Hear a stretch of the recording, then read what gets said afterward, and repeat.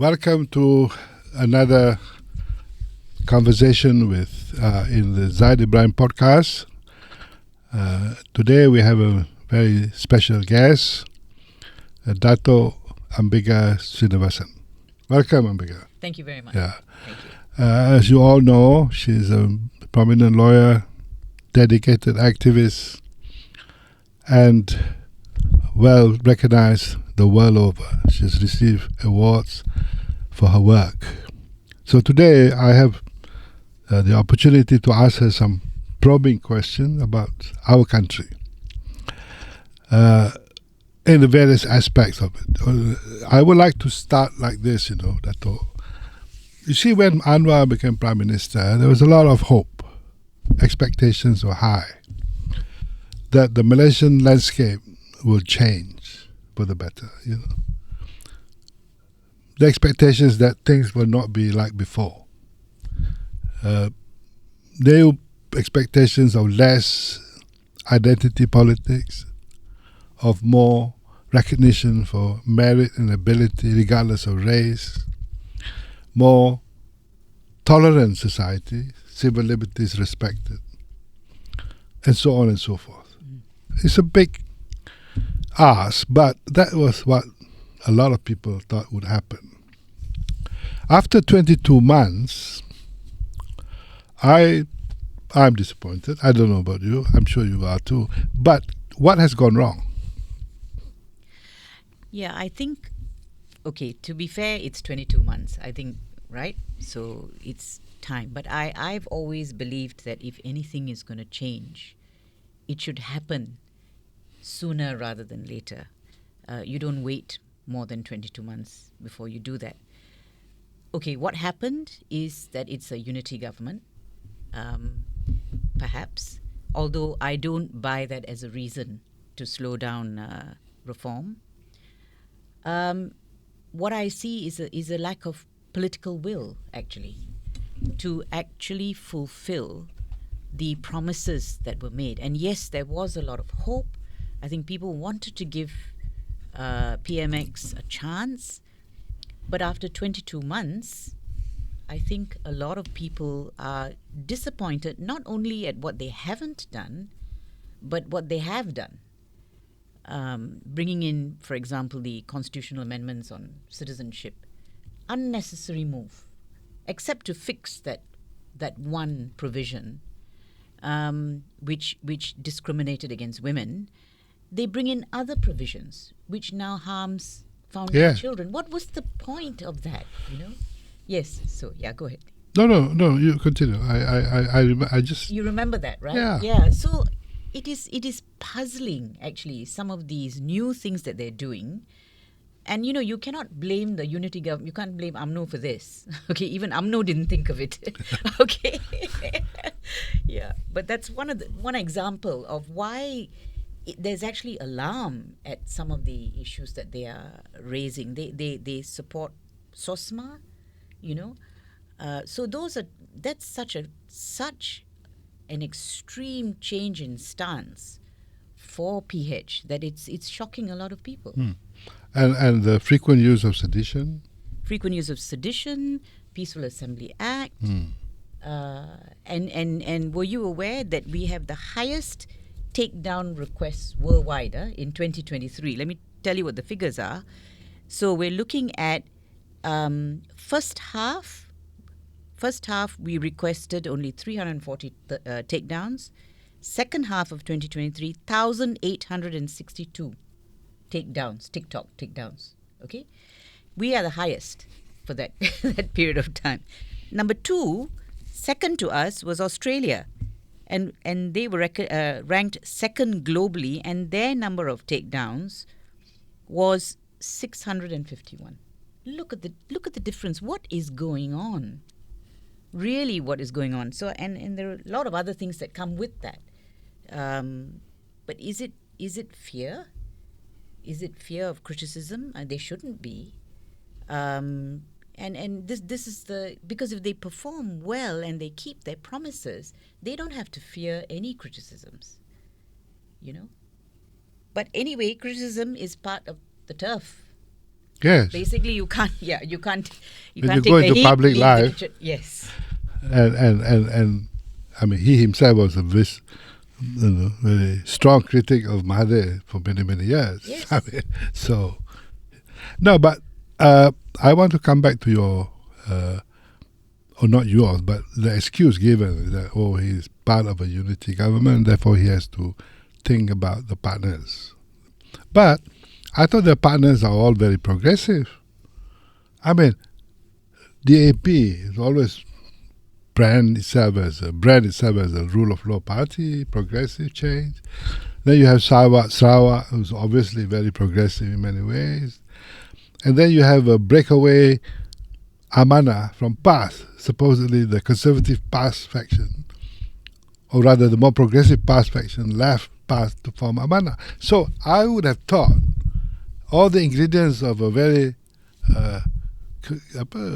supportive team, they are with Anwar. Why he can't do it? Unless, of course, he never believed in the first place. I know a lot of people are saying that. And for me, actually, it is a question of the lack of political will. You can do it if you have the political will to do it. So, I mean, for example, let me just give you a couple of examples, okay? The constituency allowances, all right? My understanding, of course, it's for the government, government MPs. They all get their full 4 million, by the way, full 4 million. The 6 Bersatu members who now have supported Anwar Ibrahim all of a sudden are getting allowances, okay? But you see the message that is sending. You support me, you will get your allowances. Then you have the others. And I know Syed Saddiq has taken the matter to court. They get nothing. They get, of course, their minister's salary, etc. And in fact, in your manifesto, that was one of the things you promised. I mean, I need to read some of these things to you because people forget, you know. So this is equal constituency allocation. This is in their very well drafted manifesto. Harapan will provide Equal Constituency Development Fund, CDF, for members of parliament regardless of party. Because, so they understand the reasoning, because they represent the interests of voters in their constituencies. This allocation must be relayed through the parliament and not the Prime Minister's office. So they know the basis. They know the rationale. Of course they know the rationale. Because what they're doing, I mean, they're squeezing the opposition by depriving them of this very critical money. As I say, $4 million. And, you know, we see MPs get this allowance on social media showing how they're spending it on the people and so on and so forth. So, but it doesn't occur to them for a minute, oh, my opposition colleagues don't have that. You know, this is one of the main examples, actually, or one of the many examples of undermining democracy. You say you believe in democracy, but this is something that is happening. Okay, so after 22 months, Dato, he's obviously less popular than before. I mean, this is what during my travels and meeting people, especially amongst the Malays, even the non-Malays. So the popularity index has come down. Now, what happens normally when a leader has a problem like this? He gets to be more dictatorial. He becomes more paranoid. He becomes less forgiving. I mean, that's what happened worldwide, you know. So I worry that we are going to see a more serious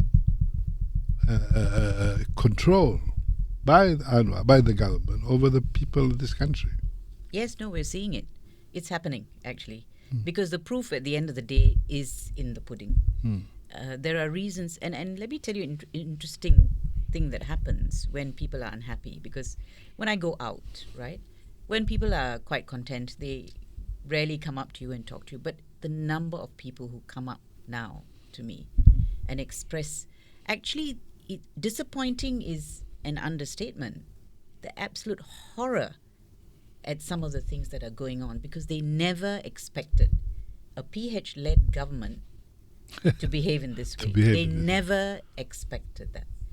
So yeah, I think that is, and I think if you took everything together, all these little signals of what's going on. So the latest one, as I mentioned to you earlier, is Siti Kasim's tweet gets taken down because she criticized PMX. I mean, Anwar has taken on the state, okay? He's that tough. I'm sure he's not afraid of Siti Kasim. I mean, maybe some of us are a little bit afraid of Siti Kasim, but we know where she's coming from. She was here last week. I know. I was scared of her. Yeah, I know. This is what I mean. But we all love her outspokenness. It's good for us.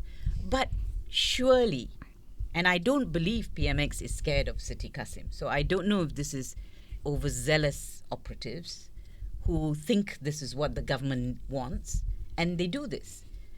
So, of course, Siti put it on Twitter. Everyone knows that her tweet was taken down. What's wrong with you?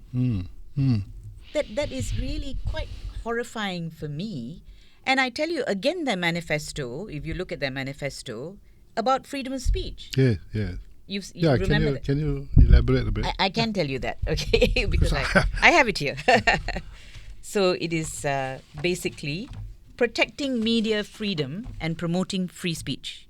Harapan is committed to protecting media freedom and advancing free speech to ensure that justice can be collectively championed. And part of that is repealing draconian acts, Sedition Act, which they continue to use, and of course the MCMC and Printing Presses and Publications Act.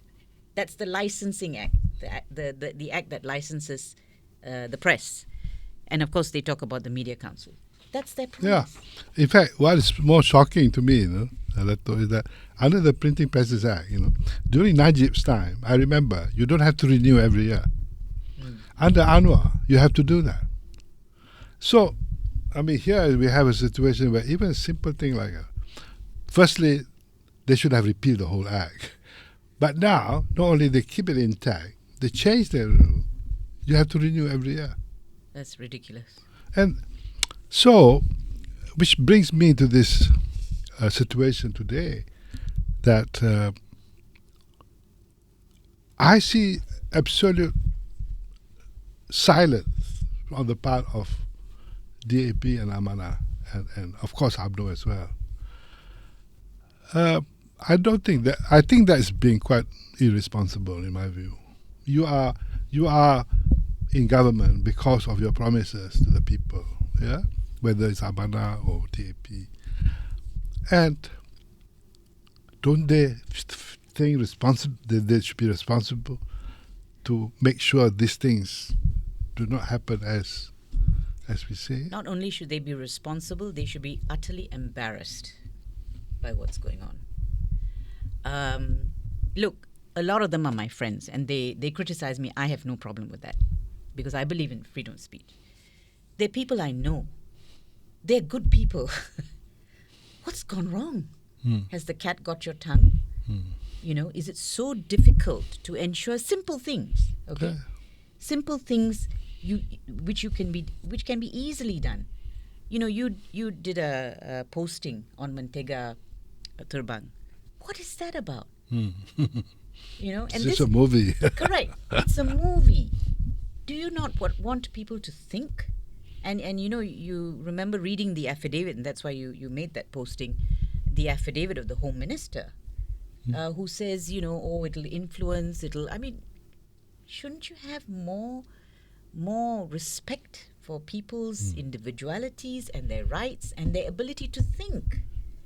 You're not a nanny. Are you trying to be a nanny government? The problem is, Ambiga, is this.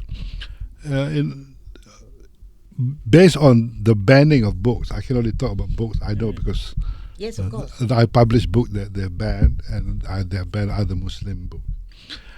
The funny thing is, the English version of the books are never banned. It is the Malay translation, which I did, that was banned. it would seem to me that the government, this Malay government, somehow think, or the Malay civil service or whatever, somehow think that so long as you don't touch the Malay minds, it's okay. But the narrative for the Malay mind, the development of the Malay mind is under our control. So that comes to movies as well. And that is why you have this strange phenomena where the English version is okay, you can find it in the bookstore, but the Melayu version is bad. Now, there's talk now that PAS is gaining ground, ascendancy, more support amongst the Malays. Don't you see this greater polarization in the country in the way that things are developing? And it is also noticeable that Anwar himself is fully supportive of some of this Islamic initiatives, RU 355. Can you comment a bit? No, it is very worrying, actually, to be honest. And this has been going on for a long time. Okay, you look at their handling of the KK Mart issue. The government, they should have come out and put an end to this. This is ridiculous. Charging them under the penal code, you know. So when they start, so you see what they're doing is, and unfortunately, it's about retaining political power. Ultimately, that's what the game plan is. We want to be here for another 4 years. So if that's the case, then what they're doing is and this is at our expense, they are using small issues and blowing them up. Blowing them up. When you keep doing that over and over again, when you do not do anything about hate speech by PAS and others, when you do not set the example, all right, you in your speech, when you do not set the example, and in what you say, that we are a multicultural, multiracial society, that we must live in harmony, etc., all of those good things. When you deliberately avoid doing that, yes, you see, you don't defend. You don't defend that. The original idea of this country. You don't defend it. That's right. You know, when you don't, to me, that's very irresponsible as a leader, because you have a duty to do that. Because hate speech leads to hate crimes, all right? It's the way in which, they go after certain minority communities. You find that it causes a problem. So part of leadership, actually, is to lead the way, actually. To lead the way so that we achieve the kind of Malaysia that we all aspire to. And you may ask, why. A lot of people have asked me, why do you fight so hard? Why do you keep going? You're just non-Malay, keep quiet and accept. I said, what's wrong with you? Because we have all made investments of our lives into this country. My parents did. Okay? I'm not talking about money investment. All of us have. We have a stake in this country. And I think we have to defend that. So, but as I say, if the leadership doesn't show the way, we still have a situation where if it's a Chinese issue, only the Chinese leaders may speak. If it's an Indian issue, no. A lot of those things have to change. But I think people are alarmed. And I think this government is slightly spooked, perhaps. I don't think they started the green wave narrative, or did they? I don't know. They are spooked by that, by the popularity of PAS. Yes. Okay, Ambiga, we have a 2 minutes break. Sure. And we'll come back on part 2 Yes. of this discussion. Thank you. Thank you.